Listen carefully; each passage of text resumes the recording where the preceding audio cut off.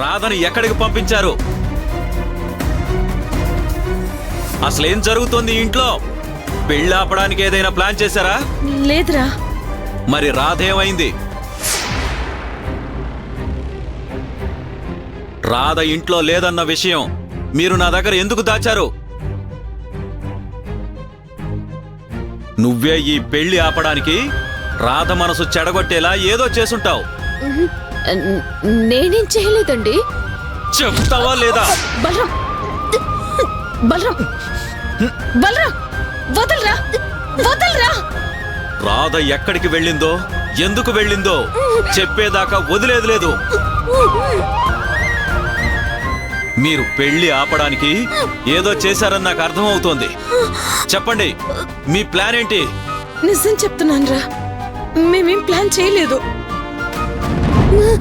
ఖుషి హాస్పిటల్లో ఉందని తెలిసి రాధ చూడ్డానికి వెళ్ళింది.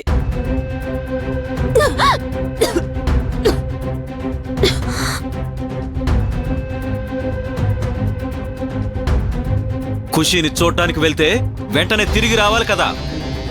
ఖుషి రాధని కలవరిస్తుంటే రాధ పక్కన ఉంటేనే ఖుషి కోలుకుంటుందని డాక్టర్లు చెప్పారంట.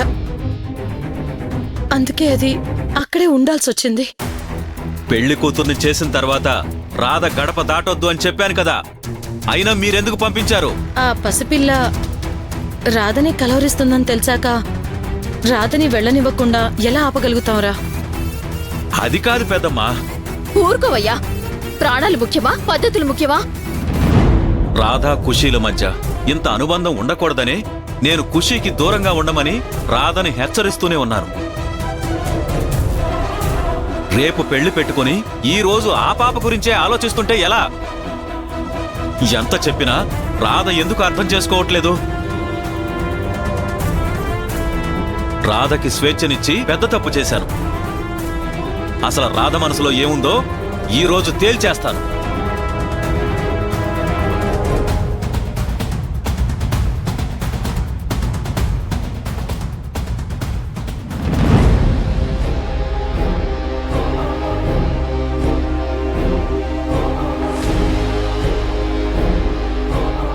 అసలు నీ ఉద్దేశం ఏంటి రాధా? నన్ను ప్రశాంతంగా బతకనివ్వకూడదని ఫిక్స్ అయ్యావా? అమ్మనేమనొద్దు డాడీ. నువ్వు మాట్లాడకు బేబీ, నీకేం తెలీదు. చిన్నపిల్ల మీద ఎందుకురా నీకంత కోపం? అయినా ఇందులో రాధ చేసిన నేరమే ఉంది. ఖుషి దగ్గర నువ్వు లేవని మేమే రాధని ఇక్కడికి రమ్మని బ్రతిమాలాం. మీరు బతిమాలినా సరే తను రావద్దు. ఏం రాధా, నీకు బుద్ధుందా అసలు? పోనీ ఏం చేస్తున్నావో, ఎందుకు చేస్తున్నావో కనీసం నీకైనా అర్థం అవుతుందా? మీకేం అర్థమైందో చెప్పండి శ్యామ్ గారు. నీకు విచక్షణ లేదు అని అర్థమైంది. నువ్వు ఇలా చీటికి మాటికి నా లైఫ్లో జోక్యం చేసుకోవడం వల్ల నేను తప్పు చేసిన వాడినే అవుతాను అన్న ఆలోచన నీలో కలగడం లేదని అర్థమైంది. అంటే నేను తప్పు చేస్తున్నాను అంటున్నారా? ముమ్మాటికి తప్పే. అదేంటో కూడా నాకు అర్థమయ్యేలా చెప్పండి శ్యామ్ గారు. నీకు గోపాల్తో పెళ్లి కుదిరింది. పెళ్లికి నువ్వు సిద్ధపడ్డావు, అవునా? సిద్ధపడాల్సి వచ్చింది. ఏమైనా కానీ నాకు రీజన్స్ అనవసరం. నీకు గోపాల్కి రేపే పెళ్లి జరగబోతోంది. అయినా నువ్వింకా నన్నే మనసులో తలుచుకోవడం తప్పు. నేను కట్టిన తాళి ఇంకా నీ మెళ్ళో ఉంచుకోవడం తప్పు మాత్రమే కాదు, మోసం. మీరు కట్టిన తాళి అని ఒప్పుకుంటున్నారా శ్యామ్ గారు?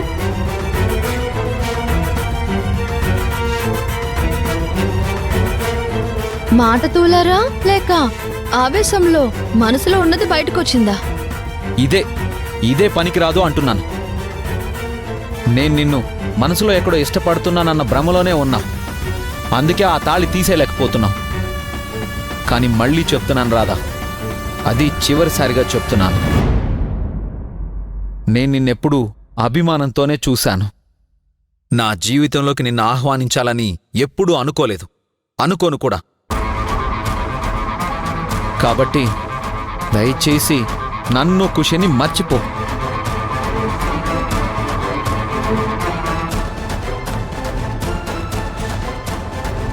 మమ్మల్ని మా మానాన వదిలే. రేపు గోపాల్కి ఏ విధంగానైనా నిజం తెలిస్తే నన్ను తప్పుగా అనుకుంటాడు. నేను నిన్ను ఇలా కావాలని ప్రతిసారి పిలుస్తున్నాను అనుకుంటాడు. చెయ్యని నేరానికి అది నా మీద మచ్చలా మిగిలిపోతుంది. చెయ్యని నేరమా? హా? అవును, మీరేం నేరం చేయలేదు శ్యామ్ గారు. నేరం అంతా నాదే. ఆ రోజు ఖుషీని మా ఊళ్ళో కాపాడటం నేను చేసిన మొదటి నేరం.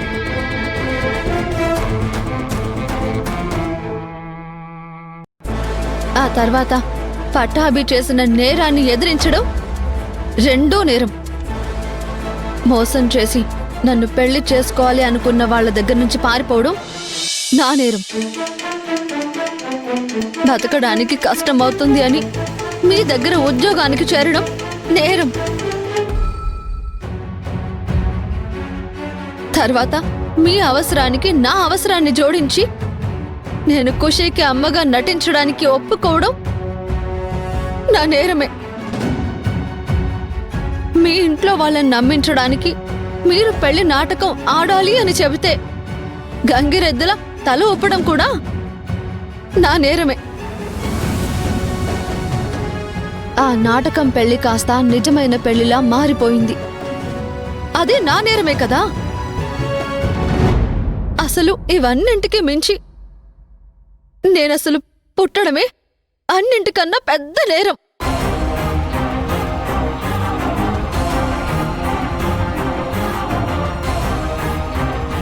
ఇన్ని నేరాలు చేసిన నేను ఇంకా బతకడం అదొక నేరం.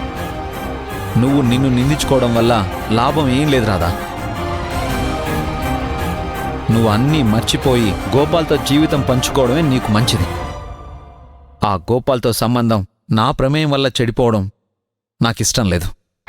అయ్యో శ్యామ్ గారు, ఏం జరిగినా సరే మీ మీద మాత్రం నింద పడనివ్వనండి. మీరు మచ్చలేని చంద్రుడు. మీరెప్పటికీ అలానే ఉంటారు. నీతో నాకు మాటలు అనవసరం. నేను నీకు చివరిసారిగా వార్నింగ్ ఇస్తున్నాను. ఇక లైఫ్లో నువ్వు మా విషయాల్లో జోక్యం చేసుకోకు. అమ్మ లేకుండా నేను ఉండలేను డాడీ. నీకు అమ్మ ఉంటుంది ఖుషి, కానీ రాధ కాదు, నందిని. నాకు నందిని వద్దు, ఈ అమ్మే కావాలి. చూసావా రాధా, నీ వల్లే, కేవలం నీ వల్లే ఖుషి నా మాట వినని స్టేజ్కి వచ్చింది. నువ్వు ఎంతగా ఖుషికి దగ్గరైతే నన్ను అంతగా ఖుషికి దూరం చేసిన దానివి అవుతావు. శ్యామ్, నందిని విషయంలో నువ్వు ఇంకొకసారి ఆలోచించడం మంచిది. ఖుషీకి ఇష్టం లేకుండా చిన్నపిల్లల ఇష్టాలతో మనం ఏకీభవించకూడదు బావా. ఏం మాటలు రావి?